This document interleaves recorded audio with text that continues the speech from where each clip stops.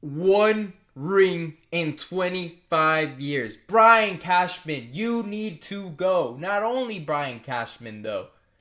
Aaron Boone as well. I'm telling you right now, clean house the front office. There is a reason why we see the Boston Red Sox, right? Their front office gets raided all the times. You know, their GM going to the Cardinals. The Cardinals want nothing to do with any executive from the Yankees. You know why? Because it's pathetic.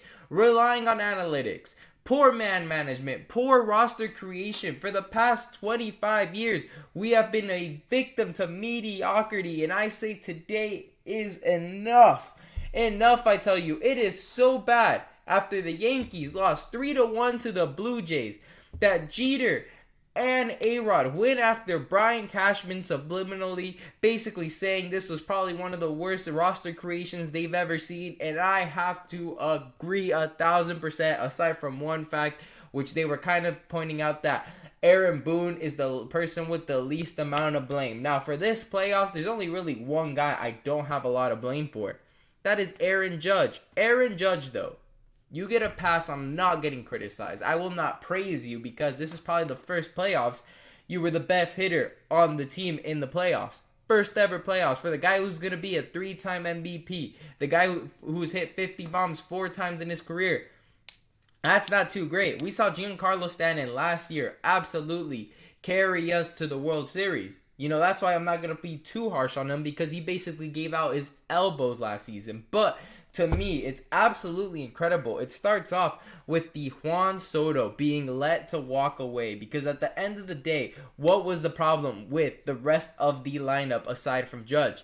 It was non-existent. Who was the guy, the clutchest dude in the playoffs? Who was the guy who was elite in the regular season and turned it up a notch in October? No reason not to pay the man whatever it takes.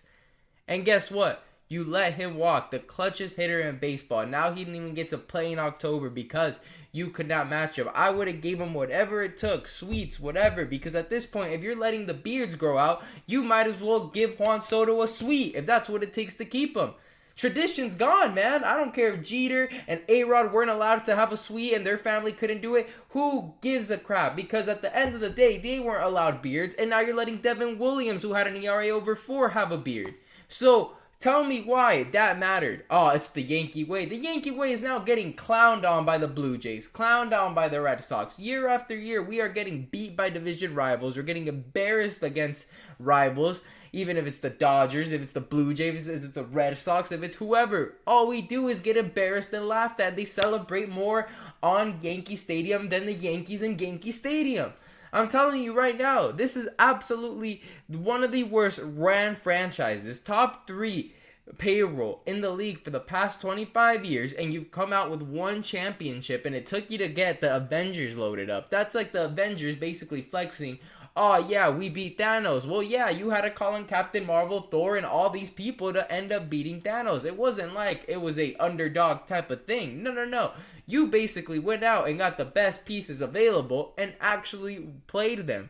You know, if the Yankees would have done that this season, I guarantee you a championship. Imagine adding Cody Bellinger to a Juan Soto outfield with Aaron Judge standing at DH. You know, let's say McMahon at third with, you know, swapping with Caballero and Ahmed Rosario. Volpe should be on Mars, so maybe whoever's left there plays shortstop. And then Chisholm second base, and then first base Ben Reisner, Paul Goldschmidt, and then Chisholm, man. This guy tried to be so nonchalant in the playoffs, yawning. Yeah, you hit the bomb, but what happened the next game? You tried, oh yeah, I'm just gonna, no, we got rid of Gleyber Torres for the same ridiculous stuff, and you did the same things and caused 2 runs, and guess what? That causes another run, domino effect. Boom, you pinch hit Jason Dominguez, who tied in one at-bat. Volpe's hits the whole series against the Blue Jays. In his first at-bat, he hits an extra base hit double. Then comes Judge, gets him the third, and then boom, they fly him out, and then he scores a run. Oh my God, literally first at-bat, and he ends up scoring a run. But yeah, this is the Aaron Boone. Let's just throw him out there because it's basically over. We're down by 4. Screw it. To me, Anthony Volpe needs to be dealt in a Skeens trade or whatever trade it takes. But if he is in pinstripes next year at starting shortstop, we really have to think about it. We really have to look at the mirror and be like, wow, this is the New York Yankees. Pathetic. Literally, you'd think, oh yeah, man, maybe he'd be like Jeter. Maybe he'd be like Jeter. Have some sort of season and then turn it up in the playoffs. Nope. He's literally reverse Jeter. He's just the whole year. It just gets worse. He's that guy that's rock bottom, but you don't know if you're rock bottom because it keeps getting worse. That's Anthony Volpe. And worst constructed lineup, I have to 1,000% agree with them. You have 3 left-handed catchers. Where can you even? It's a mess. It's a mess, and you don't even. I'm telling you, they're saying, "Oh, Aaron Boone doesn't do 100% of the calls." Well, grow some balls, Boone. I'm telling you, there's some of the decisions that not even analytics support. Like Nestor Cortez, game 1.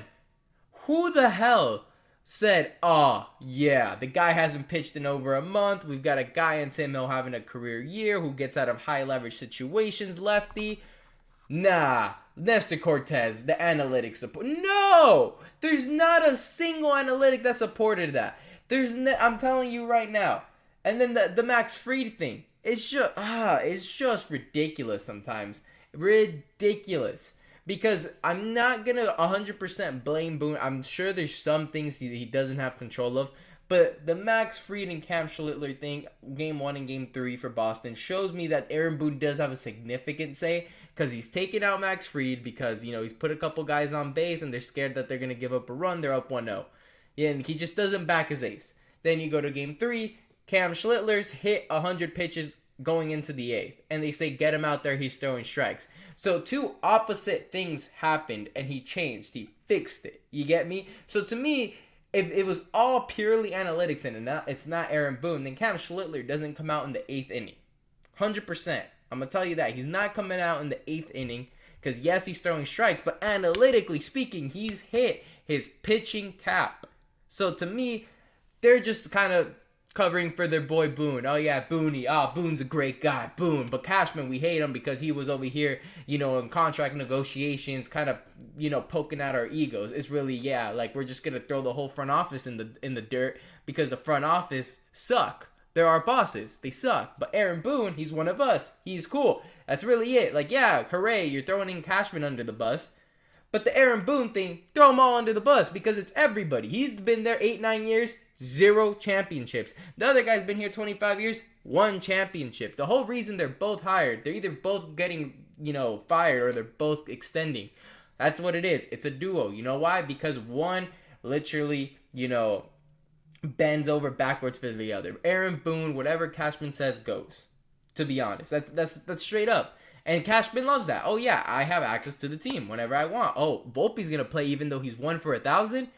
Yeah, analytically he's gonna turn it around and he'll go to war for Volpe. I don't know what the hell Volpe did for Cashman and Boone, but he'll go to war. You think all of this that I just said and ranted, you think, oh my God, this team's definitely going to get rid of their front office because nobody wants, these guys wouldn't get hired again if they got fired, 100%. I'm telling you, Brian Cashman gets fired, best possible job he gets is probably a mediocre franchise that it maybe wants to just start making the playoffs like the Pirates, Rockies, something along those lines, maybe the Rays, something like that might come into play.